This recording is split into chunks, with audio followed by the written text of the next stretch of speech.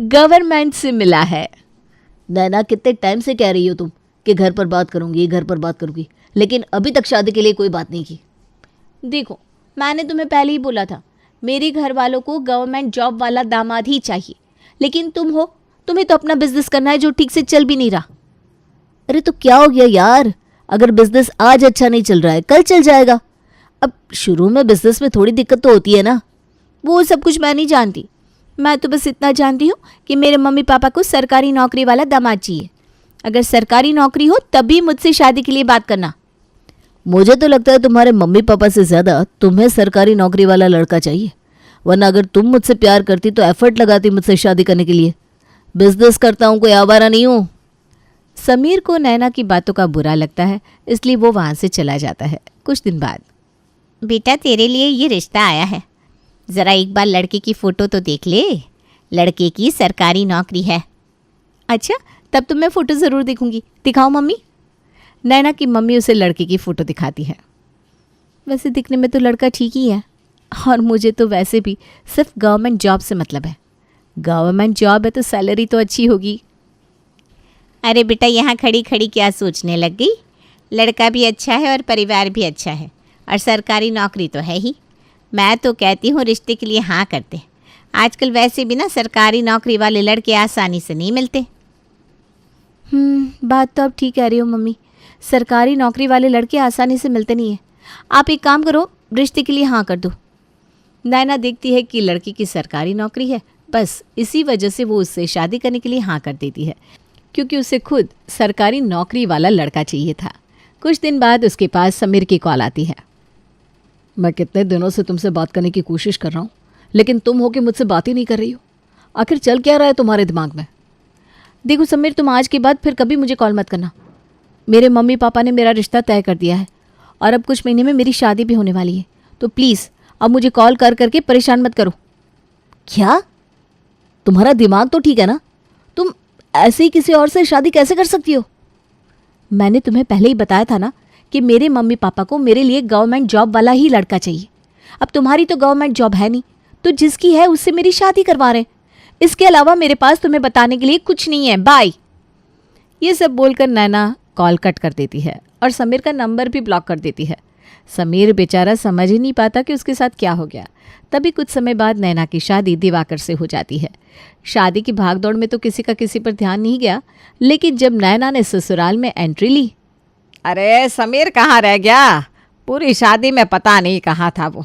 समीर, ए समीर! आया मम्मी। समीर बाहर आता है तो नैना को देखकर उसके होश उड़ जाते हैं। इसका मतलब इसने किसी और से नहीं बल्कि दिवाकर भैया से शादी कर ली। कैसी बेशर्म लड़की है ये।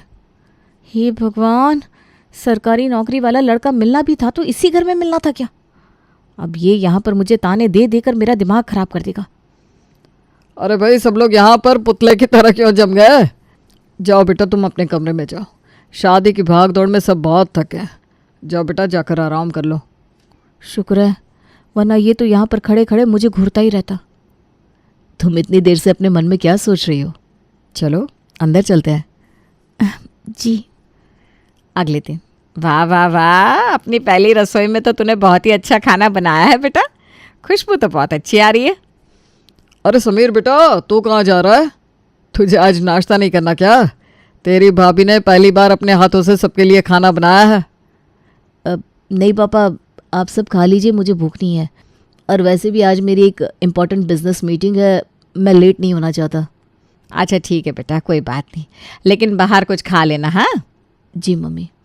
जो नैना ने समीर के साथ किया था, समीर ये बर्दाश्त ही नहीं कर पा रहा था, इसलिए वो चुपचाप वहाँ से चला जाता है। कुछ दिन बाद, ये देखो नैना, मैं तुम्हारे लिए ये नई साड़ी लेकर आया हूँ। देखो तो खोलकर कैसी है। वाह समीर जी, ये साड़ी तो बहुत ही सुंदर है, लेकिन आप क्या मेरे लिए एक ही साड़ी लेकर आए हो? हाँ, अभी तो एक ही लेकर आया हूँ, लेकिन अगर तुम्हें और चाहिए तो मैं ज़रूर ले आऊँगा। नहीं नहीं, आप क्यों परेशान होते हो? आप एक काम करना, आप मुझे शॉपिंग के लिए 20,000 रुपये दे देना, मैं मार्केट जाकर खुद ही साड़ी खरीद कर ले आऊँगी।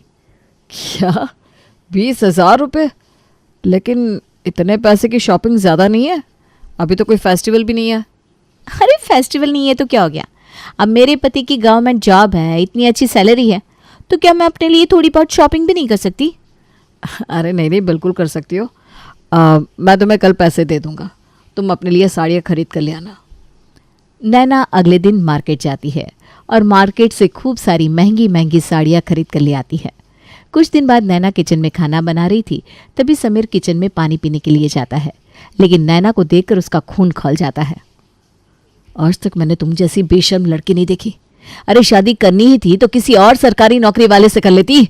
मेरे भाई की जिंदगी बर्बाद करना जरूरी था क्या? क्या बोला तुमने? मैंने तुम्हारे भाई की जिंदगी बर्बाद कर दी?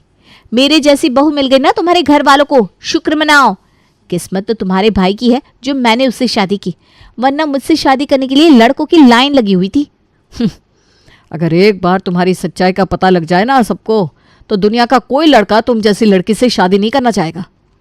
बस पैसों के लिए तुमने भैया से शादी की है, वरना मैंने तुम्हें जितना प्यार किया है ना, कभी कोई और कर ही नहीं सकता। प्यार प्यार प्यार, अरे क्या होता है ये प्यार? हाँ, अगर इतना ही प्यार होता ना तुम्हें मुझसे, तो सरकारी नौकरी के लिए मेहनत करते। और पैसा तो सबको चाहिए, लाइफ में थोड़ा सेफ होकर चलना पड़ता है, और सरकारी नौकरी से ज़्यादा तो कुछ भी नहीं है। अभी तो तुम मेरे सामने ये सब बातें बोल रही हो। कैसी लड़की हो तुम? पता नहीं मैं यहाँ पर पानी पीने के लिए आया ही क्यों। तुम्हें देखते ही सारा मूड खराब हो गया। नैना अभी भी जानबूझकर समीर को नीचा दिखा रही थी, तो समीर गुस्से में वहाँ से चला जाता है। कुछ दिन बाद, अच्छा नैना, परसों तुम्हारा बर्थडे है, तुम बताओ तुम्हें अपने बर्थडे पर क्या गिफ्ट चाहिए? वैसे सच बताऊं, मुझे ना इस बार गोल्ड नेकलेस देने का मन है। मैंने ज्वेलरी की शॉप पर बहुत सारे अच्छे अच्छे डिज़ाइंस देखे थे। अच्छा ठीक है, अगर तुम्हें गोल्ड का नेकलेस लेना है तो कल हम ज्वेलर के पास चलेंगे। तुम्हें वहाँ पर जो भी पसंद आए तुम खरीद लेना। दिवाकर नैना को अगले दिन ज्वेलर की शॉप पर लेकर जाता है और नैना वहाँ से सबसे महंगा वाला गोल्ड नेकलेस खरीद कर लाती है। कुछ दिन बाद उसकी एक फ्रेंड उससे मिलने के लिए उसके ससुराल आती है। अरे वाह नैना, ये जो तूने नेकलेस पहना है ये असली है क्या? तभी समीर वहाँ से गुजरता है तो नैना जानबूझकर कहती है, और नहीं तो क्या, अब मेरे हस्बैंड की गवर्नमेंट जॉब है तो नेकलेस तो असली पहनूंगी ना। पूरे 2.5 लाख का है। दिल आ गया तो उन्होंने दिला दिया मुझे।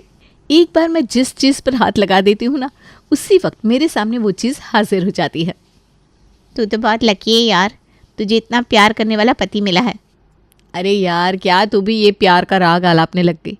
अगर पैसा ना हो ना तो प्यार का कोई मतलब नहीं होता। जो तुमसे प्यार करता है वो तुम्हारे लिए अच्छा पैसा भी कमाएगा। ये तो क्या बोल रही है नैना, ऐसा थोड़ी ना होता है। हाँ, मानती हूँ कि पैसा जीने के लिए ज़रूरी होता है, लेकिन प्यार को पैसों से थोड़ी ना तोल सकते हैं। तभी समीर कहता है, ये बात कुछ लोगों को कभी समझ में नहीं आ सकती। कुछ लोगों के लिए इस दुनिया में पैसे से बढ़कर और कुछ नहीं होता। किसी की फीलिंग्स, किसी का प्यार उनके लिए कुछ मैटर नहीं करता। अरे समीर, तुम यहाँ पर? हाँ, ज़्यादा शॉक्ड मत हो अनु। तुम्हारी प्यारी सहेली ने मेरे भाई की गवर्नमेंट जॉब देखकर उससे शादी कर ली। पहले पहले मुझे भी झटका लगा था, लेकिन अब नहीं लगता। अगर पहले से पता होता कि ये सिर्फ पैसों पर मरती है तो कभी इस जैसी लड़की से प्यार ही नहीं करता। छी यार नैना, मैं नहीं जानती थी कि तूने ऐसा कुछ किया है। अब तो मुझे तुझे अपनी दोस्त कहते हुए भी शर्म आ रही है। क्या? आज के बाद मैं फिर कभी तुझसे मिलने नहीं आऊँगी। अनु भी गुस्से में वहाँ से चली जाती है। तुम कुछ ज़्यादा ही नहीं बोलने लगे हो? अभी तो मैंने कुछ बोला ही नहीं है। अगर बोल दिया तो क्या होगा वो मैं भी नहीं जानता।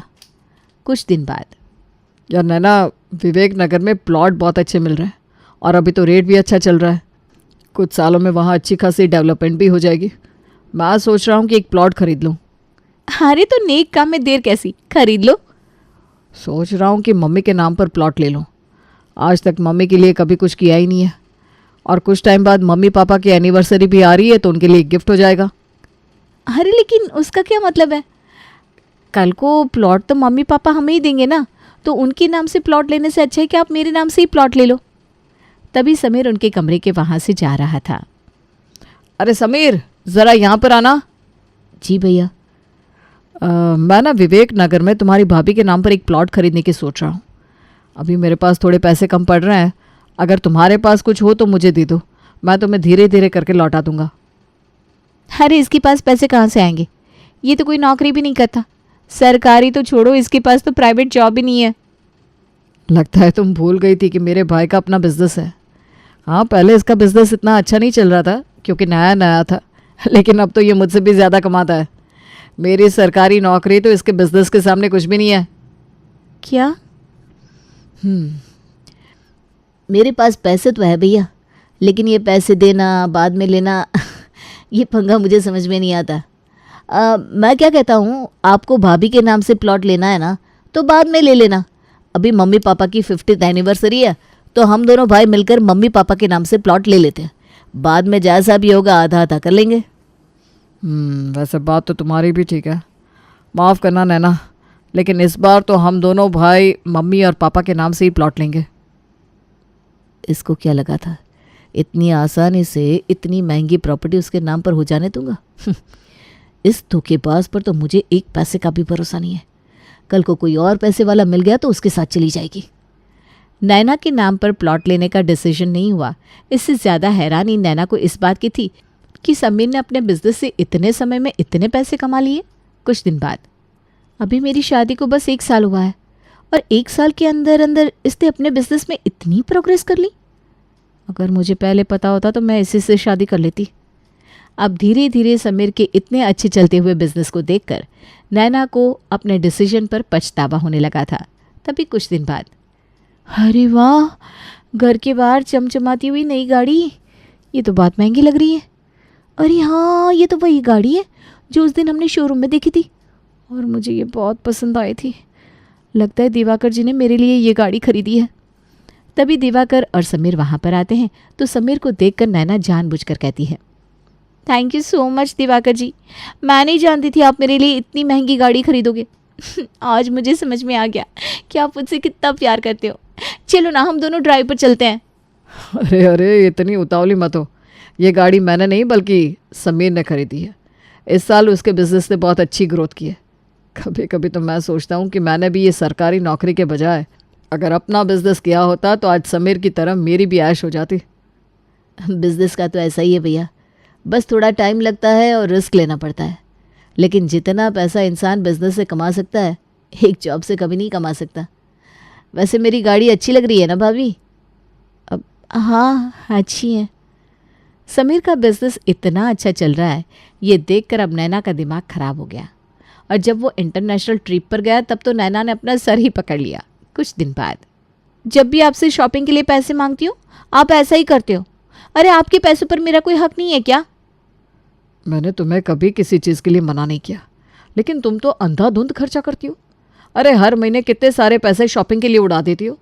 मेरी गवर्नमेंट जॉब है, इसका मतलब ये थोड़ी ना है कि बिना सोचे समझे खर्च करोगी।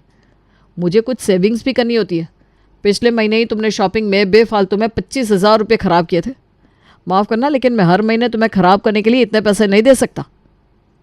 अब समीर को दिखाने के लिए नैना बेफिजुल में बहुत सारे पैसे खराब करती थी, जिसकी वजह से दिवाकर ने उसे इतने सारे पैसे देने बंद कर दिया था। अब नैना के दिमाग में आई एक खुराफात। अच्छा होता समीर से ही शादी कर ली होती, वो तो मुझसे इतना प्यार भी करता था। और कहते हैं कि प्यार कभी ख़त्म नहीं होता। क्या पता वो मुझसे अभी भी प्यार करता हो। करता ही होगा, मुझ जैसी लड़की उसे आज तक मिली नहीं होगी। मुझे समीर से बात करनी होगी। नैना समीर के कमरे में जाती है। तुम यहाँ पर क्या कर रही हो? वो मुझे तुमसे कुछ बात करनी थी। तुम्हें मुझसे बात करनी थी? बोलो, क्या बात है?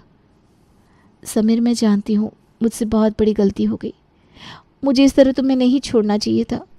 तुम मुझसे जितना प्यार करते थे उतना प्यार मुझे कोई और कर ही नहीं सकता। ये अचानक यहाँ आकर ये सब बोलने का क्या मतलब है? तुम्हें जो करना था तुमने कर दिया और अब इन सब बातों का मेरे लिए कोई मतलब नहीं है। नहीं समीर, प्लीज़ ऐसा मत बोलो। भले ही पहले मुझे तुम्हारे प्यार का एहसास नहीं हुआ, लेकिन मैं तुम्हारे बिना नहीं रह सकती। देखो, मैं तुम्हारे भाई को तलाक दे दूंगी, तुम मुझसे शादी कर लो। क्या तुम्हारा दिमाग तो ख़राब नहीं हो गया है? कुछ भी बोल रही हो। मैं तुमसे कोई शादी वादी नहीं करने वाला। और तुमने ये सोच भी कैसे लिया कि मैं अपने भाई को धोखा दूंगा? तुम जैसी गिरी हुई लड़की मैंने आज तक नहीं देखी। मैं अच्छी तरह जानता हूँ कोई प्यार ब्यार नहीं है। मेरा बिजनेस अच्छा चल रहा है, मेरे पास बहुत सारा पैसा आने लगा, तो तुम्हें अफसोस हो रहा है। अब सोच रही हो कि मैं तुमसे शादी करूँगा। नहीं समीर, ऐसा कुछ नहीं है। तुम प्लीज़ ऐसा मत बोलो। अभी के अभी मेरे कमरे से निकलो और आज के बाद मेरे सामने मत आना। तुम्हारा कोई भरोसा नहीं। कल को अगर तुम्हें कोई बहुत बड़ा रईस आदमी मिल गया तो तुम तो मेरे भाई को 2 मिनट में तलाक देकर चली जाओगी और उसकी जिंदगी बर्बाद करोगी, सो अलग। Get out. समीर नैना को अपने कमरे से निकाल देता है, लेकिन उसकी बातों से वो समझ गया था कि पैसों के चक्कर में नैना कभी भी उसके भाई की ज़िंदगी बर्बाद कर सकती है। वो सीधे अपने भाई के ऑफिस जाता है और उसे एक कैफ़े में लेकर जाता है। क्या बात है, तुम इस तरह अचानक ऑफिस आ गए और अब मुझे यहाँ पर लेकर आए हो? क्यों? और इतने टेंशन में क्यों लग रहे हो? किसी की सच्चाई बतानी है आपको भैया। समीर अपने भाई को नैना की वो रिकॉर्डिंग सुनाता है जो उसने नैना के रूम में आने के बाद ऑन की थी। उस रिकॉर्डिंग को सुनकर दिवाकर के होश उड़ जाते हैं। मैं तो कभी सपने में भी नहीं सोच सकता था कि नैना की सच्चाई ये है। मेरे भाई, अगर तूने मुझे पहले ही सब कुछ बता दिया होता तो मैं इस लड़की से शादी नहीं करता। मुझे नहीं पता था भैया, लेकिन जब तक पता चला तब तक बहुत देर हो चुकी थी। अब फैसला आपके हाथ में है, आपको क्या करना है। दिवाकर गुस्से में समीर के साथ घर जाता है और सीधा नैना के कमरे में जाकर उसे वो रिकॉर्डिंग सुनाता है। मुझे तलाक देकर मेरे भाई से शादी करनी है ना तुम्हें, लेकिन देखो मेरा भाई तो तुमसे शादी करेगा नहीं और अब मैं तुम्हारे साथ रहूंगा नहीं। अब होगा डाइवोर्स केस फाइल। क्या? बिल्कुल नैना जी, और मुझे तो समझ में नहीं आता कि तुम समझती क्या हो। तुम पैसों पर मरती हो, वो चलो अलग बात है, लेकिन कोई पैसे वाला तुमसे शादी क्यों करेगा? मैंने तो तुमसे इसलिए शादी कर ली क्योंकि मेरे लिए ज़्यादा चीज़ें मैटर नहीं करती, वरना तुम्हारे अंदर ऐसी कोई खासियत नहीं कि कोई भी लड़का तुमसे शादी करने के लिए उतावला हो। अरे रहने दो भैया, इसे तो लगता है कि दुनिया में इसके जैसी कोई लड़की है ही नहीं। भगवान ने थोड़ी सी सुंदरता क्या दे दी है, इसका तो घमंड 7वें आसमान पर पहुंच गया है। घर का काम इसे आता नहीं है, जॉब ना ना ना ना वो भी इसके पास नहीं है। जॉब करने में मेहनत लगती है भाई। आखिर क्वालिटी क्या है तुम्हारे अंदर जो तुम सोचती हो कि तुम्हें इतना अमीर लड़का मिल जाए? उसे भी तो अपने लेवल की लड़की चाहिए होगी ना। लेकिन तुम्हारा लेवल किसी के साथ मैच नहीं होता क्योंकि इतना गिरा हुआ कोई नहीं है। अपना सामान लो और चुपचाप निकलो यहाँ से। मैं अपने घर पर और ड्रामा नहीं करना चाहता। दोनों भाई उसकी ऐसी इंसल्ट करते हैं कि वो रोती हुई वहाँ से अपना सामान लेकर चली जाती है। कोर्ट में डाइवोर्स केस फाइल होता है और उस रिकॉर्डिंग के सबूत की वजह से दिवाकर को उसे डाइवोर्स देने में कोई दिक्कत भी नहीं होती। अपने लालच के चक्कर में नैना अकेली ही रह जाती है और उसकी हालत धोबी के कुत्ते जैसी हो जाती है, जो ना तो घर का रहता है ना घाट का।